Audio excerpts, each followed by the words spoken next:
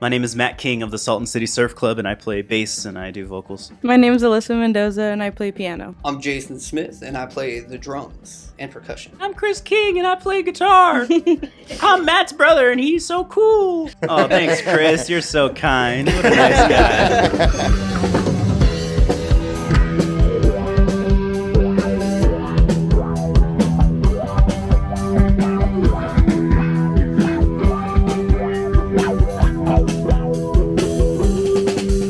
What's your favorite SpongeBob episode? I know, but you didn't ask that. There's so many. How can you Dude, choose? I mean, yeah, I really like the episode where they're all superheroes, where they help out Mermaid Men and Particle Boy, and they all just have superheroes. That's a really hard question. Maybe the one where Doodle Bob comes out. That like rave Squidward episode. The rave That one's funny. I don't know. There's a lot. I was gonna say maybe Doodle Bob or like Bubble Boy, or when Sandy turns into a raging lunatic. I don't know if you guys remember that one. Yeah, I remember. All because of Texas, or what? You know, I like me some Sandy. Some sandy cheeks. I wasn't trying to get too weird. I mean, it writes itself, Bleep man. that out. We should ask Tom about that, man. I don't know. How horny were the SpongeBob writers, man? So you were under the water, right? But how thirsty were you? And some stuff don't make sense. Bikini Bottom? Yeah, really? There's too much ammunition there, you know? When I was talking to him about the Christmas cover, it's a song by Chuck Berry, and he was like a big rock and roll guy, but he had a lot of like problems with spying on women in the bathroom, and there's like videos of him getting peed on and stuff by girls and stuff. So he was talking about that, and he's like, yeah, it's an interesting song because there's a lyric in the song where he says, whizzing like a saber jet. He's like, if you know Chuck Berry, that's interesting. And then he said, he did the SpongeBob voice, and he said, whizzing like a saber jet. It was the greatest thing to hear up. SpongeBob tell a dirty joke. It was like, you know, I'm going to tell my grandkids about that. Now we gotta have this one, the podcast too. What's his name again? Damn, the guy from SpongeBob. Oh, Tom Kenny? Tom Kenny, coming to the podcast. Yeah, yeah. for sure. I'll hit him up. Contact him. So See, we'll get him back out to the desert for you. Yeah. And you can swoop in from there. we're gonna have him on Desert Underground. There you go. There you go. There you Headliner. go. Well, There you headliner. go. Get in contact with his booking agent. So He does charge a lot of money. yeah, I understand. Yeah, I make it work. We'll find. We'll do pilot sponsors. There you go. Yeah. There it is. I mean, random gas station. So, could you explain to me what a surf band is, or how do you describe the band? Because I just don't know. Yeah, for sure. No, that first question was very. I was like, damn, what kind of interview is this going to be? It's gonna be I'm not sure Hard we hitters even know right what at a the straight gate. Right hitters. at the gate. Well, to us, I think the music we make is talking about surfing lyrically. We try to stay as true as we can to like the 60s, you know, Dick Dale type guitar reverb surf. Yeah. That kind of surf rock is. But I mean, we go all over the place. We go to punk. We go to groove. We go to a lot of worlds. But all our lyrics are surf oriented, water oriented. It's cool to have a good like niche in terms of lyrics rather than genre. Yeah. You know, we can branch out with genre, but like But the lyrics are consistent. thematic. Yeah, Yeah. surf-themed music. Yeah. Definitely. Go wherever we want with it, I guess. Or wherever Matt wants with it. Where did the idea come from? Well, and then also including like the throwback to like, because we used to have, I guess, a lake where people actually used to go to back in the day. Yeah, Salton Sea. yeah, I've always been intrigued by how the Salton Sea was, you know, used to be such a big tourist destination, and now it's, you know, a toxic wasteland. Yeah, I mean, it's cool to see like places that are dead now have all these vintage, you know, photos of people there and living their lives. Like celebrities and like Yeah. all kinds of famous people You there. know, I read Like, the Beach Boys had, you know, a yacht there or something. So just a very interesting concept. And, you know, maybe the band started out more concept-wise of like trying to, every song was like about the Salton Sea and stuff like that. But at first, I think I've had a lot more fun just, you know, branching out. yeah, just like writing songs about, you know, a squid or a surfboard or something like that. Not everything has to be Salton Sea oriented. We have a few, I think. We've got a new one that we're working on that's about cutting your feet on the fish bones because all the sand on the Salton Sea is all fish bones. Yeah. It's very dark. Yeah. So, Yeah. how did the band come together? Like, I know you played on previous bands. You guys have played in different bands before, or like, could you guys tell us of when you started with music? Each of you guys, you can start with Sure. Yeah. I started in high school, 2015, 2016. Picked up the bass because I was a big Beatles fan, so wanted to get into that world. And then I just kind of played personally, and then didn't really practice a whole bunch. But I met my friends Frankie and Joe in high school, and they already had a band, so I joined their band, and we played around, and that was Frankie's the Floor. That was my first band, and kind of just learned by doing from there. Yeah. For me, I was in high school band. I was never in like a local band playing music at different venues and shows. So just playing marching music and other things like piano, and it was interesting to me to join. And then he asked me to join the band, and I said yeah. So first time for everything. What instruments do you play? I play bass, I play drums, and I play piano. Oh, nice. And my cousins always played drums, so that's where I picked up the drums from. I was in band in middle school and high school, but always gravitated more towards rock and everything. So we started a band, the CMFs, and then that broke up. And now Matt invited me to play for his project, Matt and the Kings. And then this kind of transformed into the Surf Club. Yeah, me, Jason, and our guitarist, Chris, who's not here, my brother, we play in another band called Matt and the Kings. And then... Is that band still discontinued now? Yeah, or? no, we're still going. Just we've picked up a lot of traction for the Surf Club right now, so just kind of taking what we can. Why do two projects? Just random question. Like, why have two at the same time? Why two at the yeah? Oh, I mean, I have three at the same time right now. So there was a journeyman. I think there was a time where I was in probably close to 5 bands at the same time. Yeah. Oh, that's so sick. I just really like to. It's like, hey, I'm playing every week, and I don't care how I Yeah, do. Just I mean, every day. there's a lot of shows I've played where I don't have to take my stuff down because my next band is playing right after. And, but yeah, I mean, I always like to play. And Frankie's the Floor. That one. We broke. Yeah, Frankie's Floor broke up. That one. Alex was in it as well. Yeah. Yeah, I know Alex. Since he was a little kid. Yeah. Shout out. We Alex used to Roman. watch him. Yeah. Shout out Alex. Yeah. So I know I heard of both. Frankie's the Floor and Man the Kings. Because when I was, we were asking around, trying to come up with the lineup for the show that's coming up, like the rock show. I'm like, oh, and people recommended bands, and people recommended Man the Kings. I was like, oh, I already got them for the circle. So just we like to. We were playing a lot of shows with Matt and the Kings, and then I had the Surf Club started. I mean, one of the reasons that we kept it going is because I had a lot of surf rock that I had wrote, but I was never really planning to pull it out. Yeah. And then I begged one of my friends to let us open up for Tom Kenny. I'm like, oh, Tom Kenny's playing, the guy from SpongeBob. He's got a band. I had some surf rock that I wrote. If I pull a band together, can we play? He's like, sure.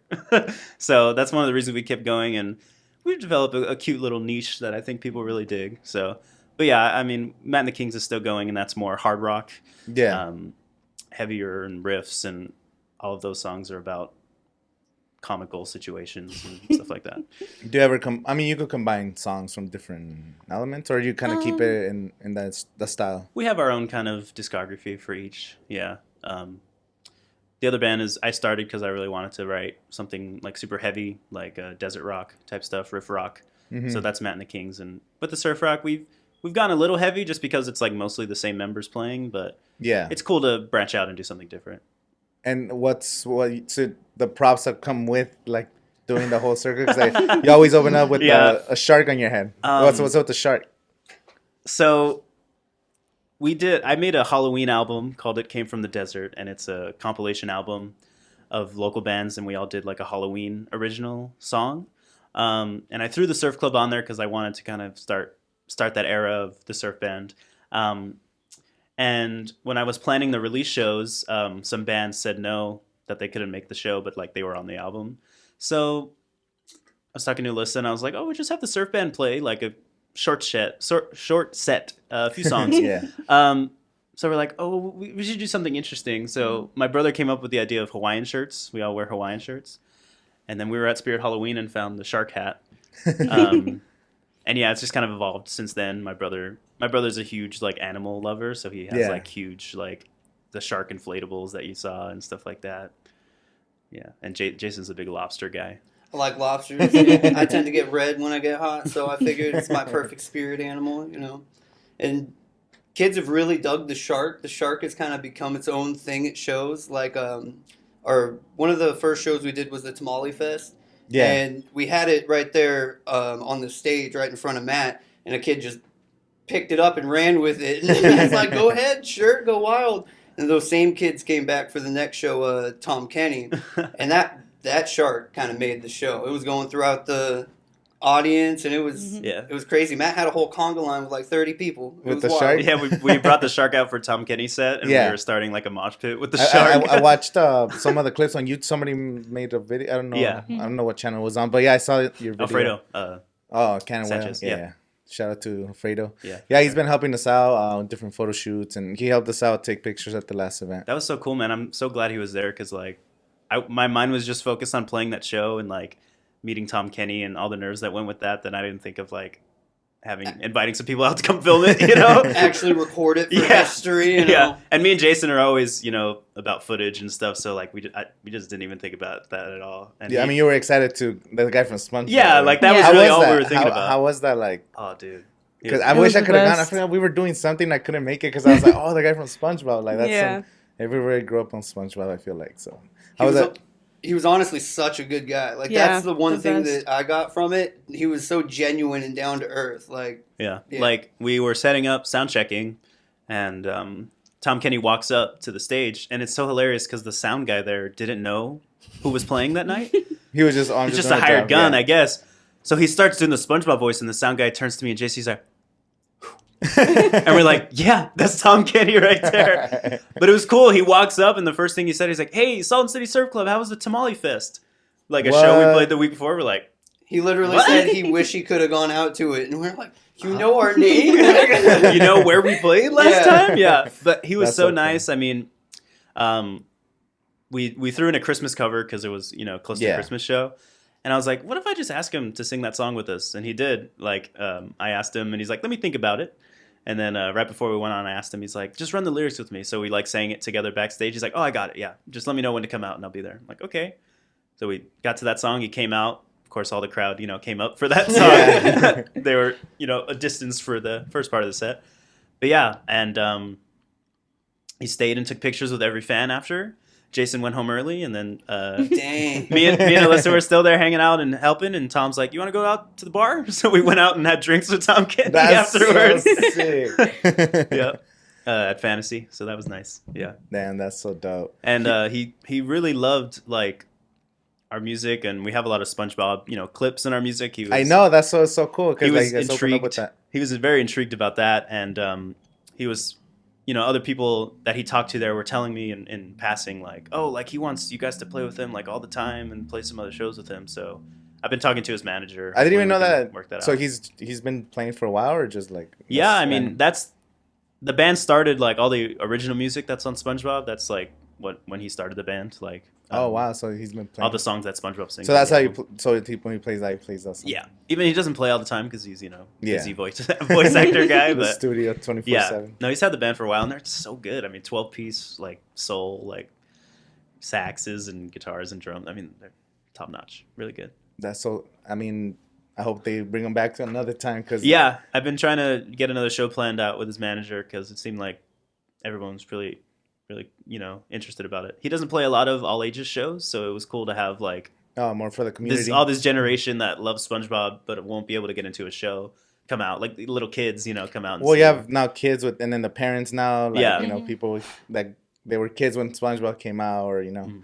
and everybody, you can't escape SpongeBob. It's probably the most successful cartoon of all time. Yeah, Yeah, you could see people from 8 years old to 48 years old just fanboying completely. Like, and it was cool. Like there were times when fans were lined up to take a picture, and he, decided to talk to us instead. Yeah. Give us some advice or just chat or joke around. We were his joking band around. was literally calling him from on stage, like, Tom, get over here. We got a sound check. 1 second. I'm talking to the royalty. talking to the surf club here, Royal man. Matt King. The surf club. I think that, well, everything that comes with, at least from what I've seen, having like the shark hat and the props and like the name is just so it's so different. Yeah. And always different. I feel like different is better than better. So that way you stand out more. I really like what you guys have going on right now. Especially these days when everything is so oversaturated. It's good to have a spectacle. You know, people can, if maybe the music falls, sometimes people can pay attention to the shark hat or, Right. you know, something interesting else about the band. Like, oh, did you see that band with the huge shark inflatable in the Exactly. front? You know, yeah. It'll be memorable. Like, oh, who was your favorite? Oh, the one with the shark. Because Yeah. That there's shark so band. many people that are talented, and you have two bands that are like very similar, you know. But like, what's the difference? What's gonna make someone remember, even if the music is very close, you know? I think that's really cool. And what do you have more plans of like keep going with this? More props, maybe costumes or matching outfits or anything that you guys been thinking about? I did buy a new Hawaiian shirt the other day. Another SpongeBob Hawaiian shirt the other day. Yeah, I mean, we'd love to, you know, keep it going. Maybe do like something big, some big summer shows. I think that'd be cool because it's, you know, like a summer surf rock band. You know, makes sense. I don't know. We gotta think of like some unique inflatables we can get or something. You see, it starts with Hawaiian shirts, and then once the summer passes, when we get crazy, busting out the full lobster suit. Yep. Going to Squid have a suit. shark right here. You know, Chris can be a blowfish or There you something. go, You know, nautical theme. Yeah. Yeah. Something interesting we can do for sure. What if you should do a show at the Salton Sea? That'd be crazy. Yeah. Have you heard of the Ski Inn?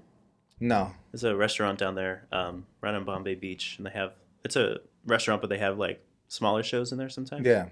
Some band I interviewed a long time ago is playing there, so I'm gonna see if we can try to go play there because that'd be dope. That'd be like But I don't know if like people would be like, you know, oh get the hell out of here. You're not real Salton Sea bred, you know. yeah, those people. I don't know who lives out there in the Salton Sea. Shout out to the people that live out there. No Yeah. disrespect. Shout out to Salton Sea. I mean, Salton Sea. I went to I was going to COD and I took like a natural resources class, and then we went one of our classes like it was a lot of field trips for some reason. Mm-hmm. So it was like we would go to all these places around the valley, like the bird sanctuary.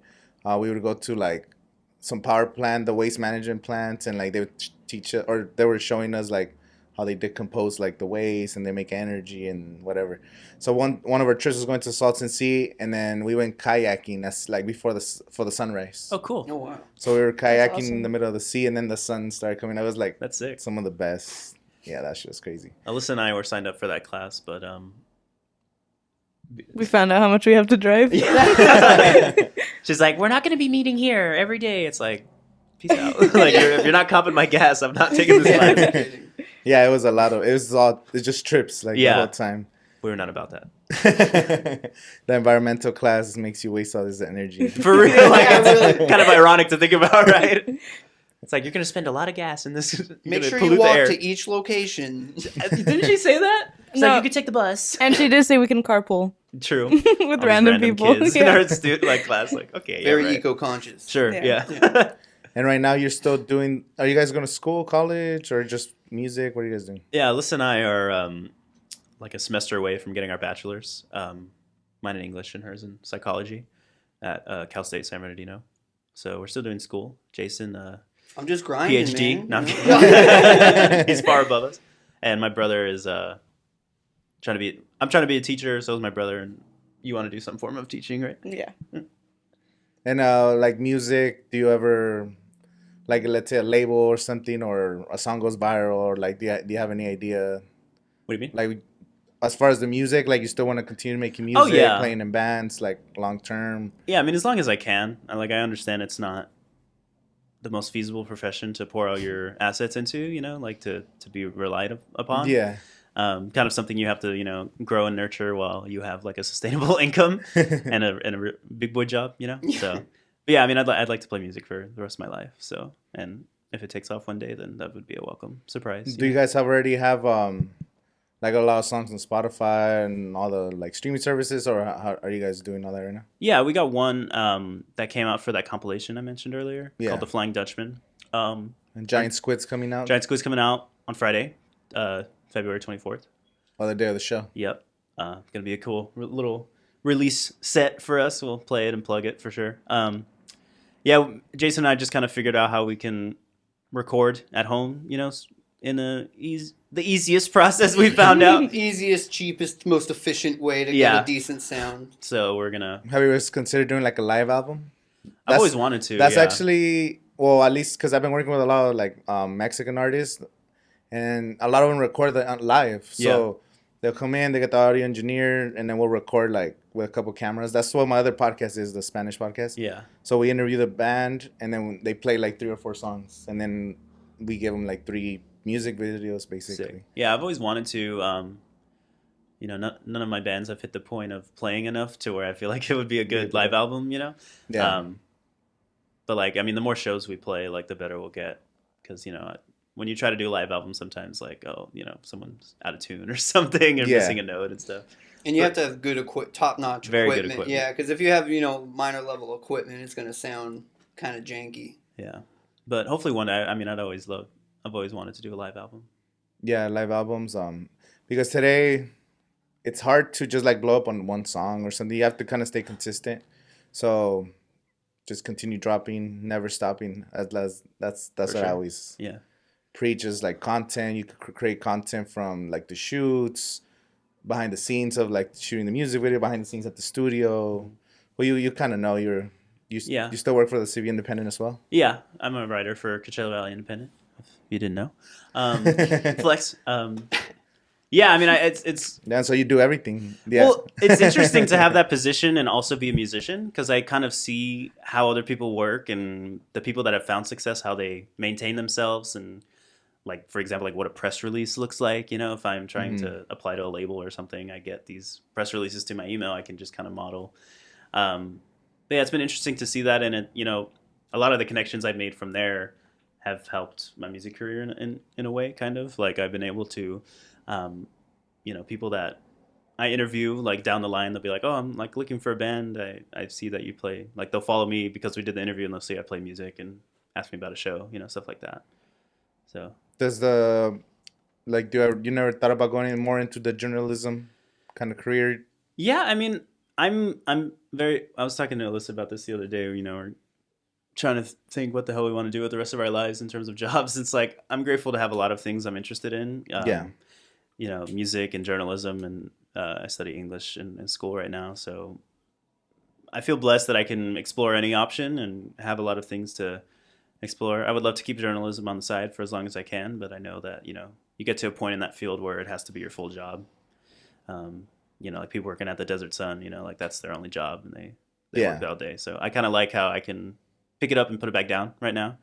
You know, my job is, you know, I'm a freelance writer, so I can write as much as I want per month. I don't have like a fixed limit, and I can really cover whatever I want in terms of, you know, the entertainment here in the Valley. So yeah, and you know, by now you know like so many of the artists, band news, everything in the Valley. So how long you been doing the newspaper? Since 2019. 2019. Yeah, it was my first job, like right out of high school. Damn. Was the paper? Yeah. And you know Brian too, no? Brian Blue Sky. Yeah. I kind of like, he used to work at the paper I write for, so I took his old job when he moved up to Desert Sun. He was asking. I don't know. Oh, different Brian. Brian Barraza. Yeah, sorry. Brian B. Filming. Yeah. Went to high school with him. He was in improv club with me. Improv. Yeah. Oh, great! And thank you for the little dirt. I work at a truck stop. It's very exciting, very thrilling. I'd like to talk no more about it. No. It's like, how does the truck stop career get in the way of your music career, Jason? Honestly, I finally got to a point where I'm 8 a.m. to 4 p.m. Monday through Friday, so that's why I'm there. So I can play music. Hey, just hand out your CDs to all the truckers. There you go. Yeah. You'll go worldwide, bro. They go had everywhere. A trucker once come up and he gave me like a whole press kit pamphlet, and he was a comedian, and he says he goes on the road and wherever he stops for the night he tries to find an open mic, and I gave him a list of every open mic in the Valley. You're like, I said, here you go, man. I hope I see you at one. That's hilarious. I always wonder. I know. I forgot I was with my brother. We traveled from Florida to here. We drove. Wow. It's like 40 hours. It was crazy. We were, I don't know, I think we're in New Mexico or something random like that. Something random. So shout out to New Mexico. My apologies, Walter White, you know. Mr. White. Yeah, so the guy was, he said he had like a PS5 and he used to like live stream on the back of the truck. Because there's like a room where they put their beds or they sleep in the back of the semi or whatever. He had like a whole system where he was going live on like Twitch or YouTube or something whenever he had like his stops. Hey man, everybody's got to have a second job nowadays, no bro. kidding, man. Yeah, true. Everyone's an influencer at the end of the day, you know. That would make some crazy TikToks if you filmed them at bro. Yeah. Sorry to dox you. Dang. Bleep that. At gas station. Learn bleep. Yeah, here's the address right here. It's actually, and if you want Jason Smith's house address, it's right here too. But I mean, that would be a good marketing for. I mean, just hand out little flyers or just talk to them. Yeah, if I were charismatic enough, I would probably do that. But didn't you say you were trying to get the gas station you work at to sponsor something? You were telling me a story about that? So the band we used to be in, we used to do paid programming, like skits for ads, and I was trying to get them to sponsor one of them. And they actually, instead of laughing me out the door, they said, you know what? You make up something and send it in, and we'll see what we can do. Wow, that's crazy. Yep, I never sent it in because by that time we had other things we were doing, but... Man, hey, one day, you know, I was the door's still open. I was thinking like an Usher music video in the showers, little, you know, rain kit, you know, get all dramatic with it. Truck stop, it's where you're meant to be, man. Yeah. Do you guys have any music videos planned out coming up or anything like that? Got some ideas for music videos for sure. Definitely want to do something where we like play right in front of the Salton Sea. That'd be cool, like a live video or something where we set up over there. A lot of the songs we make are like this Giant Squid song we have coming out. It's like very story oriented, so it'd be cool to do like an animated video for that or something. Haven't made too many music videos in my music career, honestly, so don't really know where to go from there. But I've been trying to for a while. We got some songs for Matt and the Kings we've been trying to do videos for too. So, but yeah. What are you guys doing on social media? Do you guys post a lot of TikTok? Do you guys have TikTok and everything? Not on TikTok. Instagram mainly. That seems to be where people are the most receptive nowadays. You know, nobody reacts on Facebook anymore. It's all on Instagram, and then you'd be surprised. I'm not on Facebook that much, but like I talk to some other artists. They're like, "Oh no, Facebook, you get the most support because like older people, they actually read the posts. Like all of us, we're all scrolling and skipping everybody all day. Yeah. Older people, you know, they're like scrolling like slowly and actually, oh, this person might."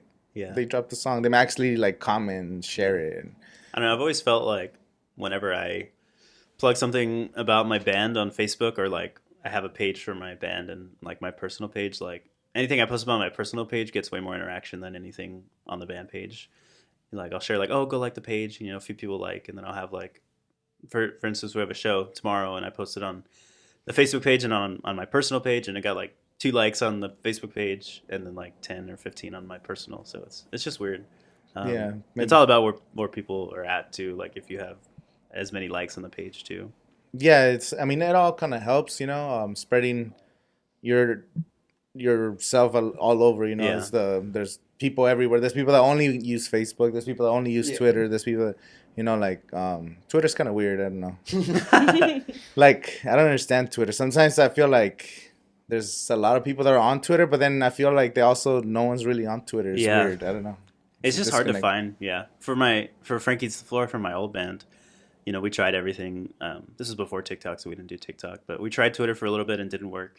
And then one day a Frank Eats the Floor fan page popped up on Twitter. That's crazy. Yeah, we're like, what? The one person that followed them on Twitter just made a fan page. Like, I'm going to get everyone into this page. Found out it was someone from my high school, but yeah, it was weird because we didn't know for a long time who it was. Yeah, it was weird. Yeah, that's cool having a fan page.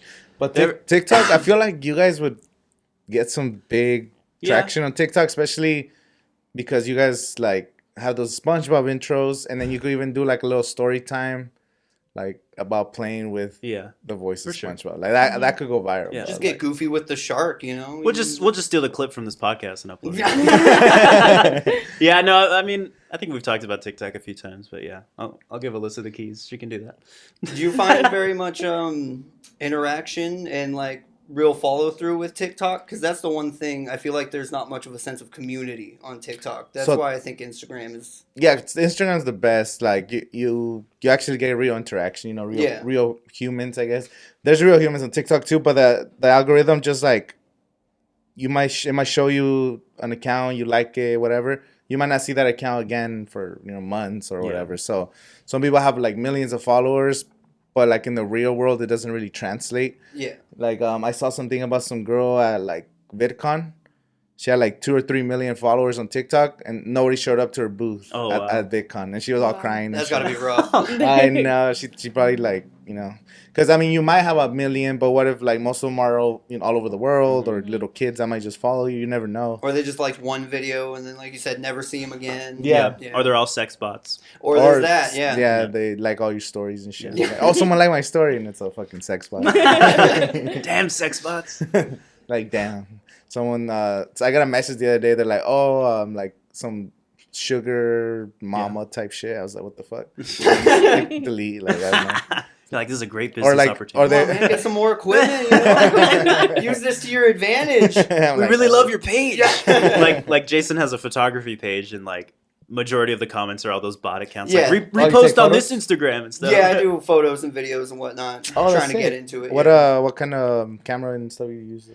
Just basic. I have a Canon 90D that I have access to, and a Canon 80D, and also a little GoPro that I do like skate videos and whatnot. But, that's sick. Yeah, I'm getting into it, trying to get the lights and everything for it. So yeah, you should. I mean, TikTok does help to bring awareness. For example, like if you're promoting a new song, like this giant squid song, like just do a little storytelling, because the intros, a lot of times we post with our own context. Like we think people know us, but like people are busy. So almost every video will be like, oh, my name is whatever. This is my band, and show clips of you guys wearing or performing, and they're like, oh, we're dropping this song. So every TikTok you do, you kind of introduce yourself. Like if someone scrolls, they don't know who you are, it's a little introduction. It could be like super fast and then get to the point or whatever. And if I have the shark hat on, people are gonna stay on. Exactly. That's what I'm saying, bro. Like I swear, you guys on TikTok would do. I don't know how big, but you guys could do pretty good. Do you ever get like bans on your TikTok? Like, all my TikTok is like weird. Maybe it's just my algorithm. Yeah, I was about to say, what are you watching? I'm into on TikTok? demented humor and stuff. It's always like cat videos, and right now, have you seen the ones where like they have like AI voices of the presidents like playing Call of Duty and stuff? Yeah. That's like all over my TikTok. That's so right funny, bro. Have you seen those? I'm honestly not on show you TikTok. later, I get bro. everything on Instagram like a month after it's Yeah. on TikTok. all the trends are late. For So you. what I want to do to promote next Friday's show, I'm gonna do a fake voiceover. So someone talking about Desert Underground, like a real celebrity or something. Yeah. And just show like a picture in their voice. That's and hilarious. then transition to like little video clips. Because I watching those videos, I thought about that idea. So by the time this drops, hopefully that video's out sometime. Do one with, But what voice? I don't know. I don't do know one with what's Joe Joe Rogan. Do one Joe with Rogan. Joe Rogan. Joe There's one Rogan. AI out there that does Joe Rogan perfectly, like the inflection. Yeah, everything. there's it's the website's called voice.ai. I think Yeah, and they have a bunch of celebrities, and you just type in. You can even use ChatGPT to write. You guys use ChatGPT? Yeah. You could write that one's kind of like a personal assistant. You just type, "Oh, write me an article in the style of Joe Rogan," or write me a paragraph in the style of Joe Rogan talking about Desert Underground. Yeah. Whatever. Yeah. And I'll Jamie, go, pull up Desert Underground. Yeah. yeah, it's like, Jamie, pull up that Desert Underground video I saw. That could be a good intro. Oh my god! I need to go out to Coachella and drop some DMT. Yeah, that's what I was thinking. Rock out Have to you ever Analog been to Lab. Desert Underground? But have you ever been to Desert Underground on DMT? Oh my god, bro! I'm making that video. It's like Jamie, pull up Desert Underground. No, not my backyard. The real Desert Underground on Coachella. You can use that one. First one's free. Second one, you got to credit the band. No, I'll give you guys credit. Well, I mean, I'm promoting you guys anyway. Right? Yeah, exactly. If anything, we're gonna be stealing your stuff. Now I'm excited for you guys this upcoming Friday. It's gonna be a good show, man. Yeah. It's gonna be good. And the content you put out, like all surrounding the shows, is killer. Like it really is amazing. Yeah, that's the goal, like even if some bands in the early not a lot of people show up early. That was what I'm trying to say. But we still get the pictures and videos. Mm-hmm. So even if there's not a lot of people in person, you still get a few thousand views, and hopefully more help you guys promote yourselves to get booked for more shows. And that's kind of like the whole vision behind it, because not enough content's being made, Well, and you're even making your own little community, your own little music scene, and it's really badass. Especially now with like post-COVID, there's like really like a drop-off in places to play in the Valley. Having any kind of video of a performance because you don't know when your next performance is going to be. Exactly. It's very crucial to have. Yeah. They're starting to come up though, more For and sure. more. I'm Yeah. seeing more and more, and Yeah. it's finally like for the longest time, there was never enough. Yeah. You know. It just seems like there's a lack of that guidance or like the few big heads in the scene really pushing things. I feel like I mean, I remember back in the day, like my first band, Frankie's Floor, and even with the CMS, we were playing almost every weekend. You know, at least 2 or 3 times a month, and now it's like lucky if you get 1 gig a month. I mean, you can play multiple times a month, but it's probably going to be at the same one or two yeah, places. very true. Yeah. Seems like there was more variety back in the day. And what I really like about Desert Underground too, it's like it's very high production vibe, but it's still like backyard show vibe. I mean, Yeah. because it literally isn't a backyard in Coachella. Like, even though it's all professional and stuff, it's, you know, given the vibe of those cool desert backyard shows that we've all grown up and loved. Yeah, that's the feel. And we've done a couple shows that haven't been here. They're still cool, like, but it's still a little bit. It doesn't have that, Yeah. you know, The vibe's off. the vibes off. I do want to do more shows because it's hard to do shows here. It'll be easier to do shows somewhere else. So that way I could do more consistent shows. My goal at the beginning, I was like, I want to do a show once a month, but fuck, I'm already 2 Rough. shows in the first 2 Yeah. months. I'm already like burning out. Like Plus a podcast. Yeah. You got a lot going on. crazy. So this might be I don't know yet, but this might be the last show, and then one after Coachella because I don't want to do something in April because Coachella's like eats everything up, you know. Like if you do a show in April, no one's gonna see it because everyone's gonna be talking about Coachella for like 3 weeks, you know. Yeah. So I kind of don't want to get overshadowed, and I also want to go to the festival. And have Yeah. fun. Yeah, really. Yeah. Try not to that's- work. Gotta go to that. So yeah. So before we finish the interview, anything you guys want to share coming up? Just like the Yeah. the song. For sure. Yeah, we got the new song, Giant Squid, coming out Feb 24th. It's going to be hopefully the start of, you know, a good release strategy and plan we'll have for the rest of the year. And looking to gig as much as we can. So if anybody owns a venue or live music space, you know, hit us up. We'll be good to go. We can bring the fun surf rock. And yeah, just trying to, you know, branch out and see. I feel like we've gotten a lot of good reaction from the very small time we've been pushing ourselves out there. So the further we go, hopefully, the more that will continue to build. Where can people find you on social media? At Salton City Surf Club on Instagram and Facebook, Salton City Surf Club. Personal Instagram. I'm barely on social media. Oh, and coming to TikTok soon. So go Oh, yeah, follow I'll their be For active sure. on that Yeah. TikTok. Yeah. Alyssa will be champion that TikTok for sure. All right. Well, thank you guys for coming. Make sure you guys like and subscribe. Thanks, Coachella Angel. Thank Yeah, you for thank you having for us. having us. This was Yeah, really no cool. problem. Thank you.